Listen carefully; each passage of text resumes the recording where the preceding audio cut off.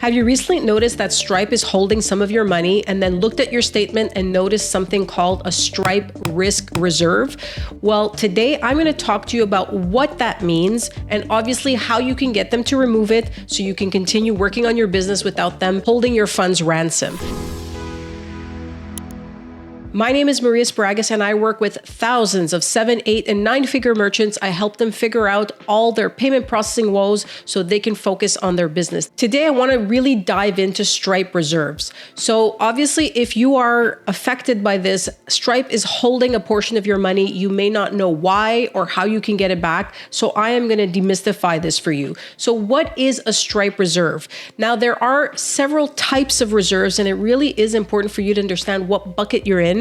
So that way you can effectively get out of that bucket and ensure that you can start getting your funds flowing again completely without them holding any of your money. Now, one thing to keep in mind, if Stripe has reserves on your accounts, that doesn't mean that you're no longer able to process or they've shut you down. It means that they're just holding a portion of your money for a certain amount of time for various reasons, which I will explain next. It's important to understand that if Stripe is holding some of your money, your account has some risk. So it would be also a good time to take a look at other solutions, which I'll talk about later in the episode. But for now, let's really dig in as to what is a Stripe reserve.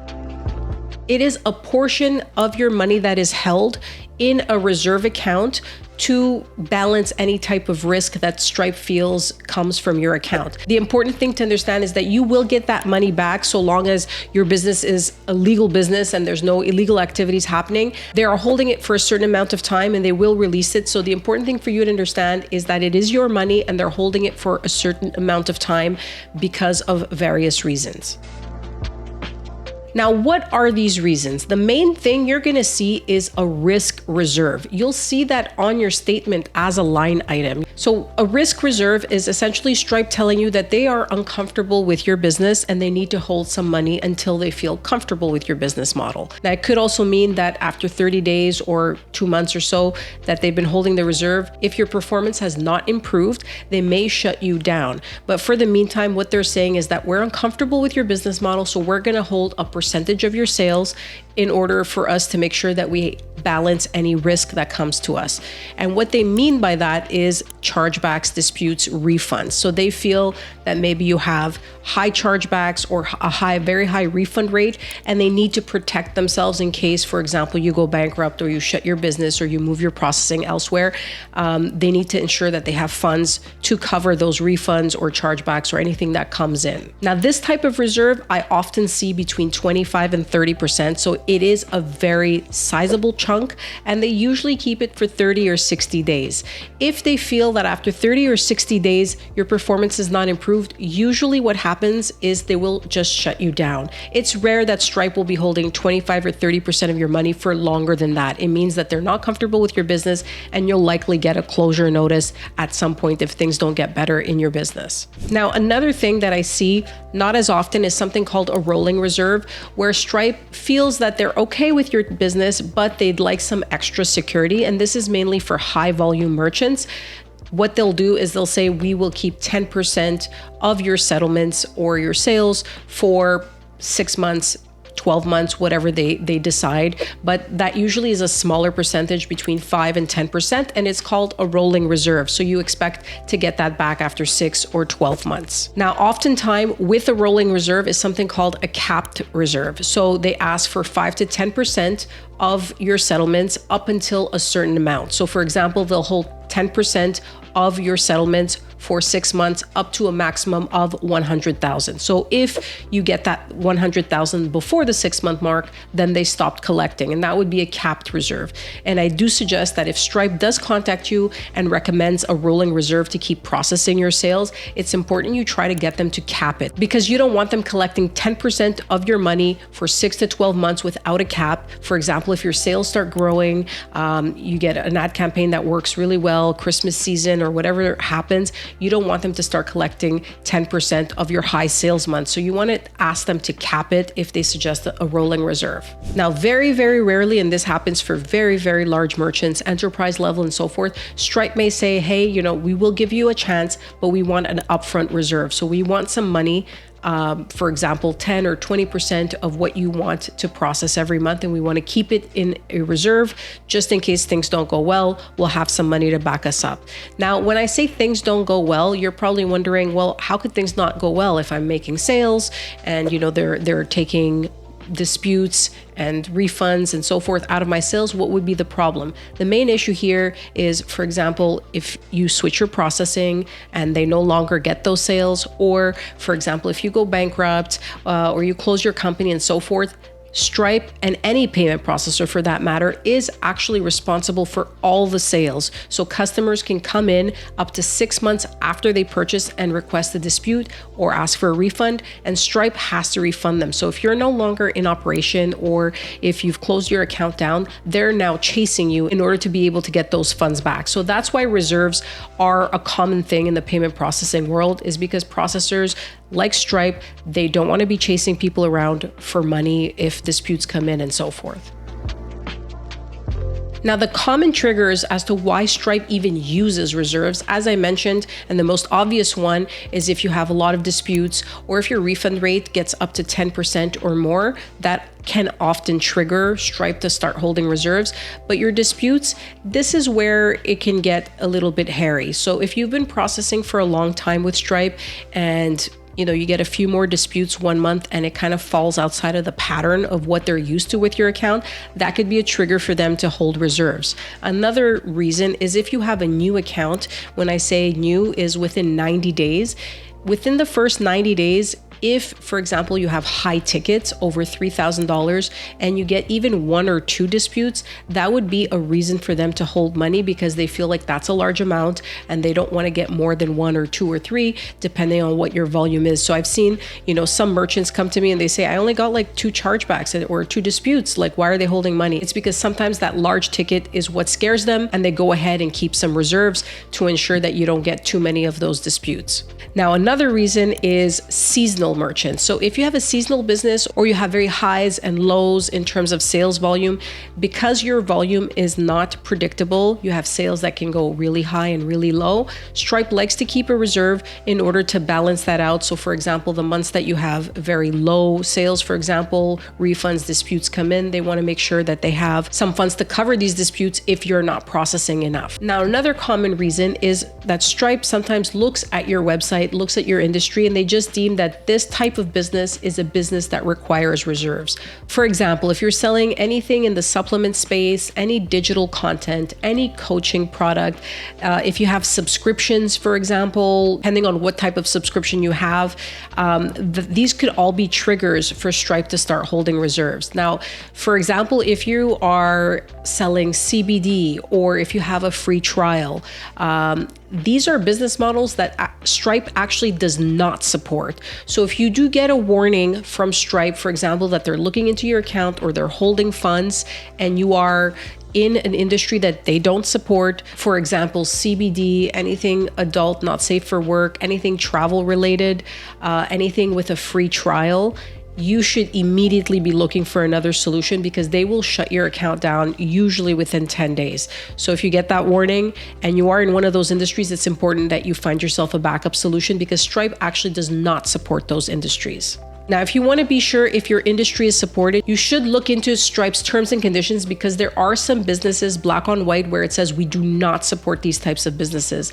Now, for other types of businesses, for example, like supplements, coaching, subscription, it's a little bit less clear whether Stripe supports it.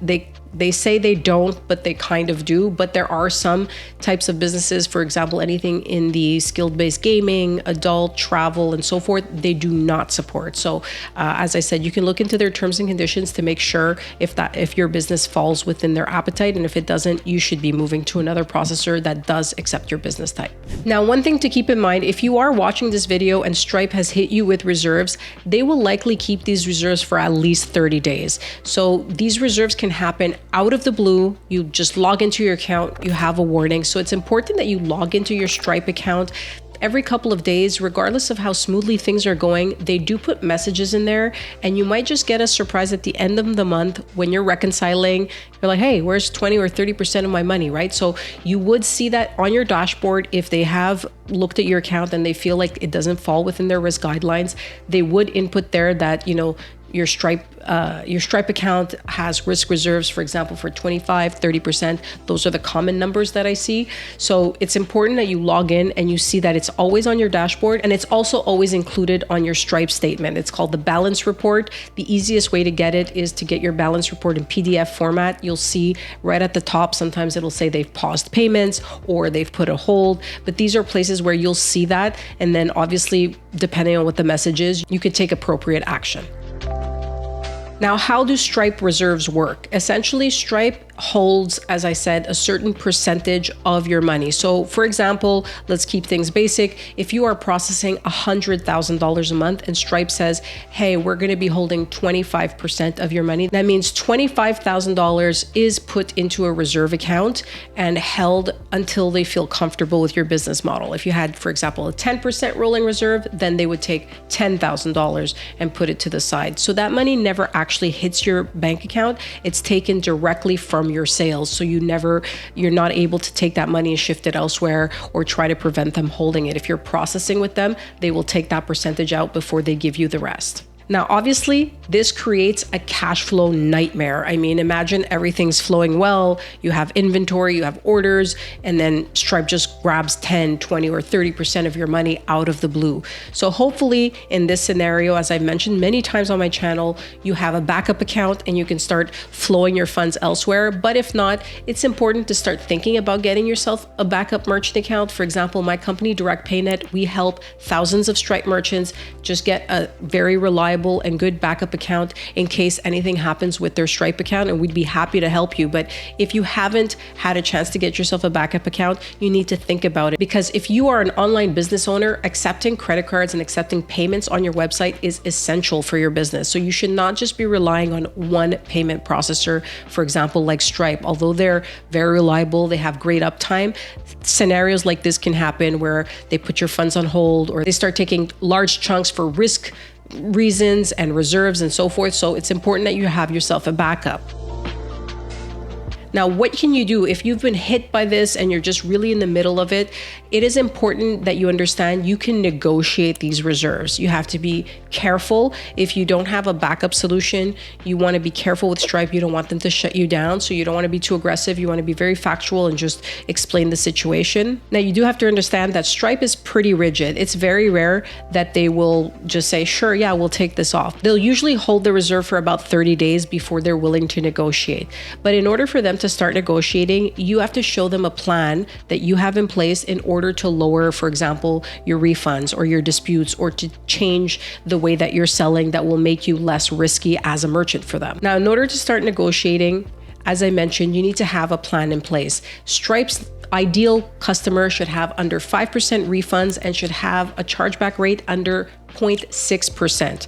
Now, these are very aggressive numbers, but when you get to those numbers, you are likely not going to have any reserves. If you're in between there and you're a little bit on the higher end or a little bit higher than that threshold, they may hold the funds until you explain how you're going to be able to lower them. So you might want to tell them, for example, that you are going to set up chargeback alerts so you can get an alert before chargeback occurs and you can refund it. Another thing, you're going to tell them perhaps that you have more customer support hours to be able to have customers reach out to you so they can avoid disputes or calling their bank.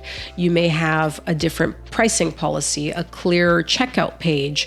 You may add a tool like, for example, 3D Secure, which is a 2FA on your checkout page. So there are a lot of things that you can do to show Stripe that, hey, I'm going to take these measures and within 60 days, this problem should go away. So you want to give them that information and ask them if they can lower the risk reserve or, for example, take it off for the next 60 days until you put these measures in place. And that might buy you a little bit of time. And obviously, as I said, at that time, you should get yourself back up in case things don't go well. But at least if you explain to them what you're going to be doing to address the situation, you have a much better chance in having them either lower or release some of the reserves.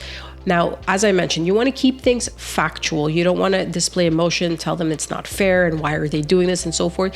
You want to say also, these funds are essential for you to run your business. So in order for you to pay your employees and your suppliers, you need to have access to the maximum amount possible from your sales. That might nudge them into, at least lowering the reserves, for example, if they're holding a large amount. Now, if you're in the situation where you have Stripe reserves, as I mentioned, it's possible that they may keep it for 30 or 60 days and then shut you down if things don't get better. It's also possible that they may keep it in perpetuity, for example, a 10% for the next 6-12 months and so forth. So you may want to start looking at alternatives. Now, the best alternative if you're working with Stripe, you want to try to get yourself a merchant account. A merchant account provider will underwrite your account before they onboard you. So the big difference between getting a merchant account and working with Stripe is when you work with Stripe, you sign up and you start processing right away. It's easy, it's fast, their tech is really good, so it's very fast for you to integrate. Now, with every easy thing in life, there come consequences. And the consequences to that is that Stripe doesn't do a thorough review of your business to tell you, yes, you can work with us, or no, we don't accept this business model, or we're asking you to change this, or this won't work. What happens is if you come up onto their algorithm because you have high disputes, or it's a new account and you got a couple of disputes or a couple of refunds, that's when they do that review. And it's already too late because you've already started selling. And obviously, you're relying on them for payment processing. So that's how Stripe works. It's an excellent solution and it works very well for a lot of merchants and a lot of businesses. But if you're caught in the wrath of Stripe risk reserves, you have to think about alternatives. Now, the alternative is getting yourself a merchant account. A merchant account is an account that works pretty much similar to Stripe. It processes your credit card payments if you have ACH and so forth. Most merchant accounts can plug into most shopping carts, especially in the US. It's usually not an issue on the tech side of things. Now, the difference is that you're going to work with a merchant account provider that is going to have you do a full application, is going to verify who you are, what your business does, what you're selling, how you're selling it, and do all these verifications before they onboard you. Now, it may seem a little bit painful and it may sound a little bit counterproductive, like why would I work with a merchant account when I can just sign up with Stripe and start working with them right away? The reason is to avoid these types of reserve scenarios where it just comes out of the blue and all of a sudden you're scrambling and you don't understand why they're doing this to you. With a merchant account, everything's reviewed before you start processing. So if, for example, they feel like a reserve is necessary because you have high chargebacks or high disputes, or your refunds are too high, or you have a very risky business model like a free trial business model and so forth, what they'll do is they'll tell you before that we will be holding, for example, 5, maybe 10%. It usually doesn't go above that. And most of the time they will cap it. So if, for example, again, we use $100,000, if you want to process $100,000, it's very possible that they will cap it to $25,000, which is 25% of what you process. So they'll take, let's say, 10% every month until they reach 25,000. Then they will hold it for about 6 months, maybe 9, and then you can go back to your merchant account provider and ask for a review. And then obviously if things are rolling well and your business is doing well and so forth, then they may release it or release a part of it. And this is usually how it happens with a merchant account. But the amazing thing about getting a merchant account is that once that's done, you can continue running your business and you don't have these headaches of wondering if there's going to be a risk reserve or a sudden hold on your account. And if you're running a business, having that safety and that security is always a good thing, because then you can plan accordingly.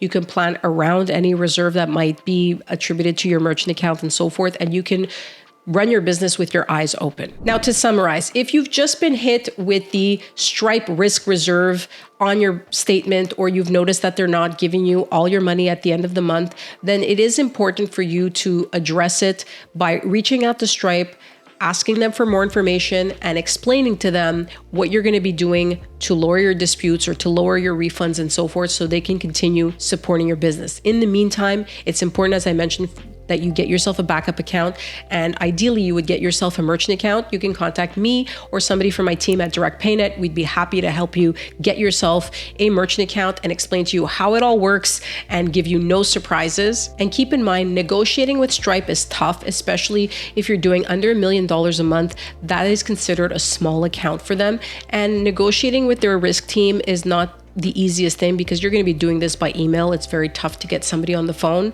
Whereas if you're working with your own merchant account provider like DirectPayNet, you can pick up the phone, call us, we'll have a conversation, we'll try to figure things out. So it's important to put the measures in place and to reach out to Stripe so they can lower the reserves or release some of your money and at the same time plan ahead for your business growth. Now, if Stripe is keeping your money hostage and holding a nice sizable reserve, please feel free to contact me. My email address is below. Leave me a comment or explain to me what's going on and I would be happy to help you get some of your money back from Stripe, remove those reserves, and more importantly, get your business back up and running with a reliable payment processor. Now, if you liked this episode, I have one favor to ask you.